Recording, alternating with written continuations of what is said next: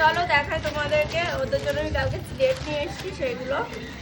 আর আমার তাতানের যেহেতু শরীরটা ভালো না, আর দুজনেই তো মানে কি বলবো, অন্য মানুষ দেখলে যেন বাঘ ভাল্লুক দেখে নিয়েছে, কাছেই যেতে চাইবে না। ব্রাহ্মণের কোলে বসে যে অঙ্কটা লিখবে সেটা একেবারেই লিখবে না। তো আমি ভাবছি আমরা যেরকম ছোটোবেলায় স্কুলে কোচিংয়ে বই পেন্সিল পেন দিয়ে আসতাম, সেরকমই আমার ছেলেদেরটাও আমি দিয়ে আসবো যেখানে পুজো হচ্ছে। তারপরে আমি নিয়ে যাবো ওদেরকে, ব্রাহ্মণ যা লিখবে অকা সব লিখে দেবে, তারপর আমি আমার কোলে বসে আমি লেখাবো।